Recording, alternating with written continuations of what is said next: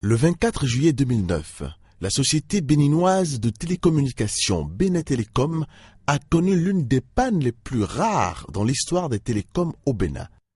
Un dommage sur le câble sous-marin SAT3 a hypothéqué les liaisons par fibre et paralysé la connexion Internet au Bénin, au Niger, au Togo et dans une moindre mesure au Nigeria. Préoccupés au plus haut niveau, les responsables de Bénin Télécom ont pris des dispositions spéciales pour rétablir en 48 heures la connexion Internet avant de commettre une expertise pour localiser la panne et planifier la plus grosse réparation de la décennie dans l'histoire de la connexion du Bénin et de ses voisins au câble sous-marin du grand réseau de télécommunications SAT3. La panne a été localisée à la limite des eaux territoriales du Bénin, à quelques 25 km au large de Cotonou. Sa réparation nécessite le déploiement du navire câblier Chamarel, spécialiste de ce genre d'opération. Nous avons fait venir le bateau Chamarel. C'est le seul bateau qui est capable aujourd'hui de réparer le câble sous-marin lorsqu'il s'agit d'une panne en pleine mer. C'est un navire qui est tout à fait adapté, bien évidemment, aux attentes qui sont généralement celles de nos clients. Le samedi 15 août 2009, une délégation de la Société nationale de télécommunications du Bénin, Bénin Télécom, conduite par le directeur général Patrick Bénon, quitte alors le port de pêche de Cotonou pour la supervision de cette réparation tant minutieuse qu'impressionnante sur le câblier Chamarel. Quelques 8 jours après le départ de son port d'attachement de Cape Town en Afrique du Sud, le câblier Chamarel est enfin à la disposition de Bénin Télécom. Sa mission, rétablir le trafic dans un délai record. Pas de temps à perdre. Aussitôt arrivé à bord du Chamarel, la délégation conduite par le directeur général de Bénin Télécom tient un briefing avec David Mengui, le chef de mission. Il va falloir d'abord trouver l'endroit du défaut. Il va falloir localiser le défaut précisément et il va falloir remonter le câble. Il va falloir remonter le câble à bord du bateau. Donc on a de la chance parce qu'il n'y a que 60 mètres de profondeur. Dans certains cas, on peut avoir jusqu'à 4000 mètres de profondeur ou 5000 mètres. Donc là, 60 mètres, bon, ça devrait être assez rapide. Il va falloir remonter le câble à bord, le réparer et le remettre à la mer. Ça, c'est un processus qui va durer quand même quelques jours. Hein, et ça va durer 3 jours, 4 jours dans le meilleur des cas. La première phase de la réparation commence aussitôt ce samedi soir. Il faut faire l'état des lieux et localiser le câble.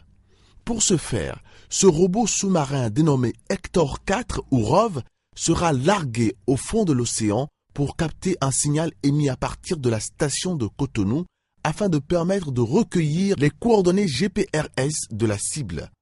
Le ROV est un joyau technologique disponible en 6 exemplaires seulement au monde. Il est capable de localiser le câble, de le sectionner grâce à ses bras manipulateurs et de le ramener à bord. Mais à une condition, que la visibilité soit bonne. Après 10 heures de recherche, à une profondeur de 60 mètres au-dessous de l'océan, en harmonie avec la base de Bénin Télécom à Cotonou, le ROV a pu localiser le câble défectueux. Sa carte a aussitôt été élaborée et imprimée comme document de travail. Ça nous a donné une position précise du câble et ça nous a donné des informations sur la profondeur d'ensuyage du câble. Et en l'occurrence, à cette position ici, on s'est aperçu que le câble était essuyé entre 20 et 40 cm. Grâce au ROV, remonté à sa place après 10 heures d'exploitation au fond de l'océan, on connaît maintenant avec précision la position de la cible. Mais puisque la visibilité dans les profondeurs ne permet pas au robot de l'approcher, le chef de mission du Chamarel, Didier Mengui, va, sous la supervision de Patrick Bénon, le directeur général de Bénin Télécom, déployer une nouvelle stratégie, celle du grappin. Le ROV, c'est vrai, le robot donc téléguidé, avait également pour mission, entre autres, de couper le câble. Bon là, à cause d'un problème de visibilité, etc., le câble n'a pas pu être sectionné par le ROV. Donc on va changer de méthode, c'est avec le grappin que le câble va être sectionné et on va remonter un bout. Donc dès qu'on va remonter le premier bout, ça permettra de faire des mesures sur toute la longueur du câble et de mieux comprendre ce qui s'est passé, puisque jusqu'à présent, on sait à peu près l'endroit où se trouve le défaut, mais on ne connaît pas exactement la nature de ces défauts-là. L'opération Grappin se déroule sur un autre pont, celui inférieur. D'ici, il faut draguer en aveugle le fond de l'océan en vue d'accrocher, couper et repêcher le câble. Première tentative contrôlée depuis la salle des essais du Chamarel, le grappin accroche le câble, le sectionne, apporte quelques indices. Donc là, en fait, on vient donc de couper le câble. Donc voilà, ça c'est la gaine qui protège le câble. Donc on a bien coupé le câble, on est sûr que c'est le câble, puisque bon, il y a plusieurs câbles, hein. Il y a des anciens câbles, les câbles télégraphiques, etc. Avec ça, on est sûr que c'est bien de notre câble qu'il s'agit, qu'il a été coupé. Et donc maintenant, on va passer à la troisième étape qui va consister à récupérer un bout. À bord du Chamarel, les équipes se relaient 24 heures sur 24. L'enjeu est de taille, rétablir dans un délai record la connexion du câble sous-marin de Benet Telecom. À 2 reprises, un autre grappin sera déployé au fond de l'océan.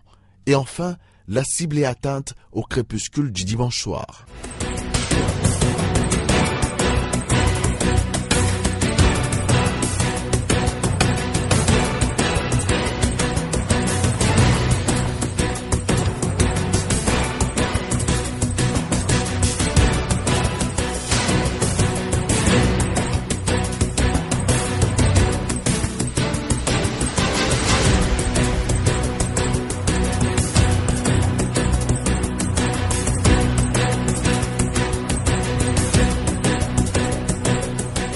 Nous sommes ici dans l'atelier de soudure. Le câble est ainsi dénudé. Il faut passer à la phase de soudure optique. 16 heures d'activité sans compter les mesures, soudure intermédiaire et travaux en chambre noire. Bien que la réparation soit un flux ininterrompu 24 heures sur 24, toute la journée de lundi a été consacrée à la soudure d'une seule jonction. Avant d'aller repêcher le second bout de câble à quelques 200 mètres plus loin, celui-ci repêché et traité sera marqué, attaché à un filet et remis dans l'océan avec une bouée. Le dispositif permettra de le localiser plus facilement dans les 24 heures. Le temps de déplacer le navire pour aller chercher le second bout de câble pour le même mode opératoire. On a dragué de ce côté-là avec un grappin, on a récupéré ce bout là à bord. Et là on l'a mesuré, on a aussi éclairci une partie qui était un petit peu abîmée, jusqu'à avoir une partie très saine du câble, donc visuellement saine. On a coupé, on a mesuré, et là on s'est aperçu que donc le câble était, aussi bien les fibres qu'au niveau électrique, était bon. Et son état était satisfaisant. Donc on se trouvait donc avec un câble vers Cotonou en bon état, et un câble vers le large en bon état, attaché à une bouée. Voilà. Et donc entre les deux, une certaine distance à combler. Les premières analyses ont permis d'identifier le défaut. C'est certainement l'encre d'un navire qui a endommagé un niveau de protection et 2 des 4 fibres pourtant bardées d'armure, surprotégées et enfouies au fond de l'océan.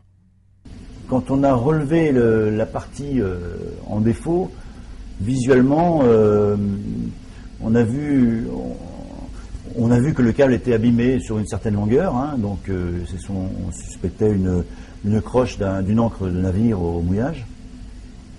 Mais on n'a pas identifié le défaut lui-même. Donc il a fallu, dans un deuxième temps, c'est ce qu'on a fait cette nuit et ce matin, sur 6 endroits, les 6 endroits qui étaient abîmés, il a fallu ouvrir le câble, défaire les fils d'armure qui protègent le câble. Et on vient de trouver, là, il y a 1 heure, l'endroit où il y avait le défaut électrique. On a vu que le câble a été... il y avait plusieurs marques sur le câble et il y a eu un défaut électrique qui a brûlé le câble. Vous savez que le câble est alimenté, donc cette énergie-là a brûlé le câble. Donc c'est dû à une croche, vraisemblablement une croche d'une ancre d'un navire au mouillage.